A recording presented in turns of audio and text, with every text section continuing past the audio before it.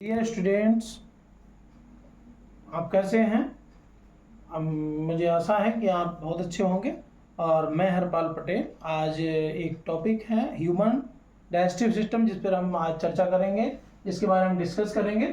तो ये ह्यूमन का जो डाइजेस्टिव सिस्टम होता है बेटा, ये जो माउथ पार्ट है, माउथ से लेकर के एनस तक ये ब्रॉड होता है। और इसमें कई इसेंशियल जो आर्गन होते हैं वो पार्टिसिपेट करते हैं। मेनली अगर हम बात करें तो सबसे पहले माउथ, यानी माउथ से थोड़ा सा लोअर पोर्शन में जाएंगे तो यहाँ पर एक फेरिंग्स होता है। फेरिंग्स जो होता है वो इपिग्लॉटिस के नियर स्थित होता है। इपिग्लॉटिस क्या है? एक ऐसा बाल्ब होता है जो विंड पाइप, यानी यहीं से एक विंड पाइप जुड़ा होता है। तो ये जो विंड पाइप है और ऊसोफेगस, यानी ये जो आपका फूड पाइप है, फूड पाइप और विंड पाइप दोनों को ओपन और क्लोज करने का ये वर्क करता है। मेनली इसका फंक्शन क्या होता है कि जैसे ही हम कोई फूड पार्टिकल लेते हैं तो यानी फूड जो होता है वो विंड पाइप में ना चला जाए, इसको ओपन और क्लोज करने के लिए इसमें कुछ सेंसिटिव मसल्स प्रेजेंट होती हैं। तो ये फूड को पुश कर देता है। और ऊसोफेगस, यानी ऊसोफेगस एक फूड पाइप है जो पाइप के द्वारा स्टमक में फूड को पहुंचाने का वर्क करता है। तो जो स्टमक होता है बेटा, तो स्टमक एक जेल टाइप का स्ट्रक्चर होता है। तो स्टमक में जो फूड पहुंचता है, स्टमक में कई टाइप के एंजाइम्स होते हैं जो उसको केमिकल एंड डाइजेशन प्रकार से डाइजेस्ट करते हैं और फिर ये फूड आगे की ओर पुश कर दिया जाता है, जो कि ड्यूडेनम में जाता है, जो सी के आकार का स्ट्रक्चर है ड्यूडेनम। यानी ड्यूडेनम से होते हुए फिर स्मॉल इंटेस्टाइन और स्मॉल इंटेस्टाइन से लार्ज इंटेस्टाइन और लास्ट में रेक्टम में जाकर के कलेक्ट हो जाता है, और जिसे एनस द्वारा समय समय पर फीकस के रूप में बॉडी से बाहर इंजेक्ट कर देते हैं, यानी एक्सक्रीट कर दिया जाता है। मेनली क्या होता है, अब इसमें कई चीजें होती हैं जो फूड के डाइजेशन में हेल्प प्रोवाइड करती हैं। सबसे पहले अगर बात करें माउथ की, तो बेटा माउथ में क्या होता है कि माउथ में 3 pair of salivary gland are present, यानी 3 पेयर जो होती हैं सलाइवरी ग्लैंड प्रेजेंट होती हैं और वो सलाइवा का सिक्रीशन करती हैं। आपने देखा होगा, जैसे थोड़ी देर हम अगर रुकते हैं तो माउथ में सलाइवा जो होता है कलेक्ट होता रहता है। लगभग 1.5 से 2.5 लीटर 24 आवर्स में ये सलाइवा जो होता है सिक्रीट होता रहता है और ये लगातार स्टमक में पहुंचता है। अब स्टमक में जब पहुंचता है तो स्टमक की जो इंटरनल लेयर होती है, इन लेयर से भी कुछ एंजाइम सिक्रीट होते हैं जो फूड का डाइजेशन करते हैं। जैसे एक एंजाइम होता है पेप्सिन। पेप्सिन एंजाइम जो होता है ये प्रोटीन का डाइजेशन करता है, पेप्सिन। और एक दूसरा एंजाइम होता है रेनिन। रेनिन एंजाइम क्या करता है बेटा, जो मिल्क प्रोटीन होती है केसीन, तो मिल्क प्रोटीन केसीन को पैराकेसीन में कन्वर्ट करता है। और ये जो एंजाइम है रेनिन, ये बच्चों में ज़्यादा अमाउंट में प्रेजेंट होता है, बट जैसे ही हम लोग बड़े होते हैं तो इस अमाउंट की क्वांटिटी धीरे धीरे कम हो जाती है। तो छोटे बच्चे लगातार अगर दूध को, मिल्क को पीते रहते हैं तो उसका डाइजेशन वो इजीली कर पाते हैं। अदरवाइज जैसे हम लोग बड़े हो जाते हैं तो हम मिल्क का जो डाइजेशन है वो प्रॉपर नहीं कर पाते। एक इसमें होता है HCl, यानी हाइड्रोक्लोरिक एसिड, जो स्टमक में प्रेजेंट होता है। जैसे ही हम कोई फूड इंजेक्ट करते हैं, स्टमक में फूड पहुंचता है तो उसके साथ बहुत सारे बैक्टीरिया, वायरस और फूड के जो हार्ड पार्टिकल्स होते हैं वो पहुंचते हैं स्टमक में। तो जो HCl होता है, यानी हाइड्रोक्लोरिक एसिड है, ये एसिड क्या करता है, उस फूड के साथ आए हुए जितने भी फंगल हैं उन सबको डिस्ट्रॉय करता है। फूड को सड़ने से जो होता है वो बचाने का वर्क करता है और फूड को सॉफ्ट करने का कार्य करता है। यानी ये HCl के फंक्शन होते हैं। तो इसलिए आपने देखा होगा कि अगर जो भोजन होता है, हम लोग अगर भोजन बाहर रखा हुआ है तो कुछ समय के बाद वो बेकार हो जाता है। लेकिन अगर हमने वो फूड अगर इंजेक्ट कर लिया, स्टमक में पहुंच गया, तो वहां भी 2 से 3 घंटे तक ये भोजन यहाँ पर रहता है। लेकिन वो HCl के कारण क्या होता है, वो डिस्ट्रॉय नहीं होता, यानी कोई भी उसमें फंगल इन्फेक्शन नहीं होता, ना ही कोई जर्म लगता है, क्योंकि वो इसको HCl उसको डिस्ट्रॉय कर देता है, HCl बिल्कुल रिमूव कर देता है फूड को। अब एक चीज आपने देखी होगी, चाहे एनी फूड जब भी फूड को इंजेक्ट करते हैं बॉडी में, तो इसके अंदर कुछ ऐसी मसल्स होती हैं जो सर्कुलेशन करती रहती हैं, चाहे हम उल्टे लेट जाएं चाहे सीधे कैसे भी करवट से रहें, लेकिन जो फूड का मूवमेंट होता है, यानी जो फूड का डाइजेशन होने के बाद जो मूवमेंट होता है वो माउथ से लेकर एनस की ओर ही रहता है, क्योंकि उसमें कुछ इस प्रकार की मसल्स होती है कि जैसे ही फूड आगे बढ़ेगा तो थोड़ा सा कंट्रैक्ट हो जाएंगी और फिर उसके बाद फिर से वो अपनी एक्चुअल पोजीशन में आ जाती है। अब फूड जैसे ही आगे बढ़ता है, यानी HCl इसमें जब फूड के साथ मिक्सअप हो जाता है तो फूड का जो मीडियम होता है वो एसिडिक मीडियम में कन्वर्ट हो गया। यानी जैसे ही स्टमक में HCl फूड के साथ मिक्सअप हुआ तो ये फूड का जो मीडियम है ये हो गया एसिडिक मीडियम, क्योंकि जो पेप्सिन एंजाइम और रेनिन एंजाइम है ये जब ही फंक्शनल होते हैं जब एसिडिक मीडियम होता है। अब फूड जैसे आगे की ओर मूव करता है तो ये सी के आकार की स्ट्रक्चर जो है ड्यूडेनम कहलाती है। ड्यूडेनम यानी ग्रहणी कहते हैं इसको। तो ड्यूडेनम जो होती है, ड्यूडेनम में फूड जैसे ही आगे की ओर मूव करता है तो ऊपर एक लीवर होता है जो सबसे लार्जेस्ट एक्सोक्राइन ग्लैंड होती है लीवर। तो लीवर के अंदर एक छोटा सा स्ट्रक्चर प्रेजेंट होता है, एक पाउच लाइक स्ट्रक्चर होता है जिसको गाल ब्लैडर कहते हैं।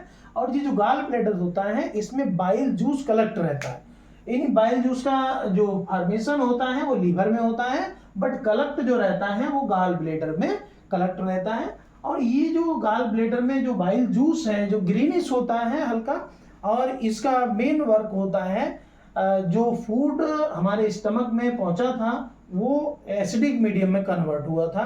अब एसिडिक से बेसिक में कन्वर्ट करने के लिए जो बाइल जूस होता है जो गाल ब्लैडर में कलेक्ट रहता है वो जैसे ही नीचे की ओर मूव करता है तो जो फूड इधर से आगे की ओर पुश होता है उस फूड के साथ मिक्स होता है, मिक्स होने के बाद उसके मीडियम को कन्वर्ट कर देता है, यानी एसिडिक से बेसिक मीडियम में इसको कन्वर्ट करता है।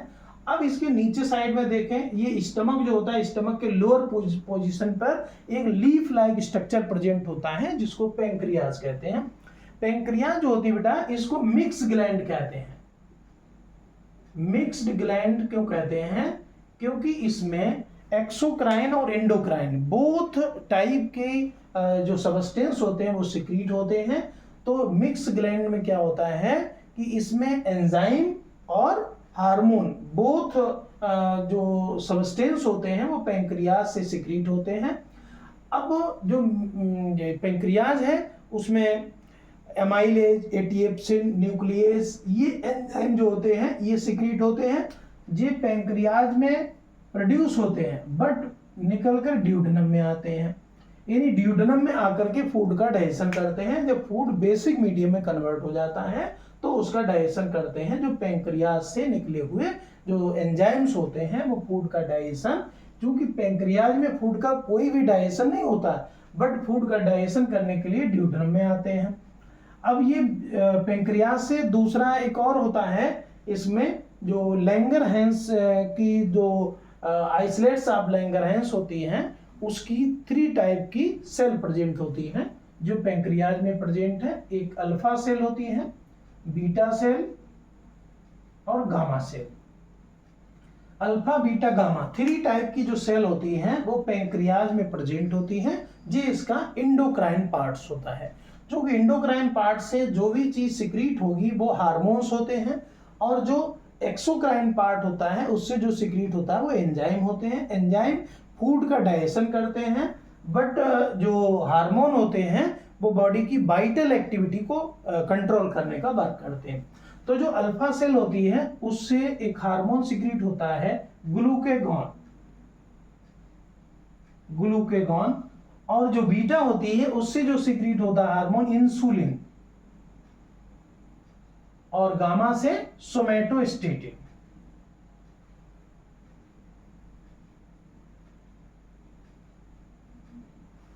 तो बेटा अल्फा से जो ग्लूकेगॉन हार्मोन सिक्रीट होता है इसका फंक्शन होता है ग्लाइकोजन को ग्लूकोज में कन्वर्ट करना।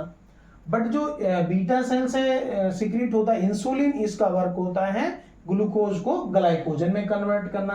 क्योंकि हम जो भी खाते हैं जो भी फूड लेते हैं, चाहे वो कड़वा हो, मीठा हो, यानी किसी भी टाइप का हो, क्योंकि केवल टंग जो होती है उसी में जो आपकी कड़वा, मीठा, नमकीन, इसी की जो ग्लैंड्स होती हैं वो केवल उसी सेंस को बताती हैं। लेकिन उसके बाद फूड जब बॉडी के अंदर जाता है तो अंदर जब इसका डाइजेशन हो जाता है तो ग्लूकोज में कन्वर्ट हो जाता है। लेकिन चूंकि बॉडी में ज़्यादा अमाउंट में ग्लूकोज होगा तो उस व्यक्ति को डायबिटीज हो जाती है, यानी ग्लूकोज ज़्यादा समय तक बॉडी में स्टोर करके नहीं रखा जा सकता। तो इसके लिए क्या होता है बेटा, जो इंसुलिन आपका हार्मोन है जो बीटा सेल से सिक्रीट हुआ, और बीटा सेल कहाँ की है, लैंगरहैंस की, जो आइसलेट्स ऑफ लैंगरहैंस हैं, लैंगरहैंस की दीपिकाएं जिनको कहते हैं हिंदी में, तो उनसे सिक्रीट होती है बीटा सेल, और बीटा सेल से निकला इंसुलिन। तो इंसुलिन क्या करता है, ग्लूकोज को ग्लाइकोजन में कन्वर्ट कर देता है। जितने ग्लूकोज की बॉडी को आवश्यकता होती है उतना ग्लूकोज बॉडी को देता है, अदरवाइज जितना एक्स्ट्रा होता है उसको ग्लाइकोजन में कन्वर्ट करके और लीवर में स्टोर कर लेता है। अब जो सोमैटोस्टेटिन होता है ये दोनों की बैलेंसिंग को बनाए रखने के लिए फंक्शन करता है। अब बेटा उसके बाद जो फूड होता है आपके ड्यूडेनम से जाकर के, ड्यूडेनम का जो फर्स्ट पार्ट होता है वो आपके स्टमक से अटैच होता है, और जो दूसरा पार्ट होता है वो स्मॉल इंटेस्टाइन से जाकर के अटैच होता है। तो स्मॉल इंटेस्टाइन में जैसे ही फूड स्मॉल इंटेस्टाइन में पहुंचता है तो स्मॉल इंटेस्टाइन की जो लेंथ होती है ये लगभग 6 मीटर होती है, 6 मीटर इसकी लेंथ होती है। अब आप सोच रहे होंगे इसकी लेंथ 6 मीटर है और जो लार्ज इंटेस्टाइन है ये लगभग 1.5 मीटर, यानी लगभग 1.5 मीटर इसकी लेंथ होती है। अब लेंथ की अगर बात करें तो स्मॉल इंटेस्टाइन की जो लेंथ है वो बहुत ज़्यादा है, बट लार्ज इंटेस्टाइन की जो लेंथ है वो उसके अकॉर्डिंग काफ़ी कम होती है। लेकिन फिर भी इसका नाम लार्ज इंटेस्टाइन है और इसको स्मॉल इंटेस्टाइन क्यों कहते हैं, क्योंकि एक्चुअल में ये जो स्मॉल इंटेस्टाइन होती है इसके जो अंदर का सरफेस एरिया होता है वो बहुत नैरो होता है, बहुत पतला होता है, और ये बहुत कम स्पेस लेती है, उसमें जाकर के ये स्टोर रहती है, कलेक्ट रहती है। बट जो लार्ज इंटेस्टाइन होती है बेटा, तो ये जो होती है इसका जो इंटरनल सरफेस एरिया होता है वो ब्रॉड होता है और ये काफ़ी स्पेस लेती है, बहुत ज़्यादा स्पेस में पूरे जो एब्डोम होता है उसमें रखी रहती है। अब इसमें क्या होता है, इसमें कुछ लूप लाइक स्ट्रक्चर आप देख रहे होंगे कि जो लार्ज इंटेस्टाइन है इसमें लूप लाइक स्ट्रक्चर बने हुए हैं। इनका मेन फंक्शन क्या होता है कि जो भी हमारा फूड प्रॉपर डाइजेस्ट हो जाता है उस डाइजेस्टेड फूड से क्या करते हैं, आवश्यक जो एसेंशियल सब्सटेंसेस होते हैं उन एसेंशियल मटेरियल को एब्जॉर्ब करना और उसके बाद ब्लड में उसको ट्रांसफर करना होता है।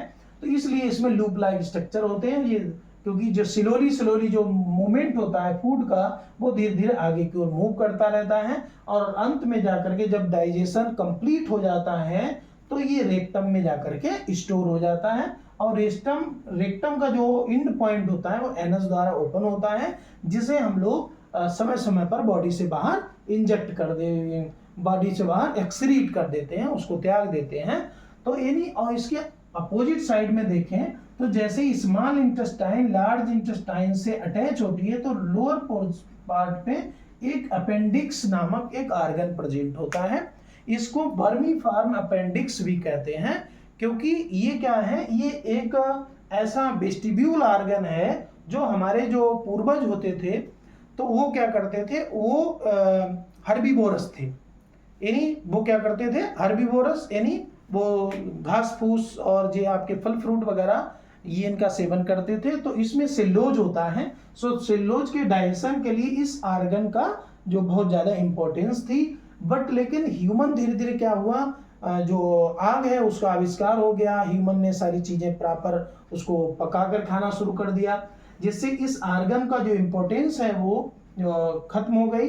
लेकिन कभी कभी क्या होता है, जब फूड स्मॉल इंटेस्टाइन से लार्ज इंटेस्टाइन में जब ट्रांसफर होता है तो कोई भी फूड पार्टिकल अगर इस अपेंडिक्स में पहुंच जाता है तो इसमें अपेंडिसाइड का बहुत ज़्यादा पेन होता है, इसलिए कभी कभी इसको ऑपरेट करके इसको सेपरेट भी किया जा सकता है, यानी रिमूव भी करने की आवश्यकता होती है, उसको रिमूव कर दिया जाता है। तो इस प्रकार से आप देखें कि डाइजेस्टिव सिस्टम जो ह्यूमन का डाइजेस्टिव सिस्टम है ये बहुत ज़्यादा ही इम्पोर्टेंट है, और इसमें इम्पोर्टेंट के साथ साथ जैसे यहाँ पर माउथ पार्ट है, तो सबसे पहले जैसे ही हम कोई फूड पार्टिकल लेते हैं माउथ के माध्यम से, तो जैसे माउथ में जो 4 टाइप के टीथ प्रेजेंट होते हैं, यानी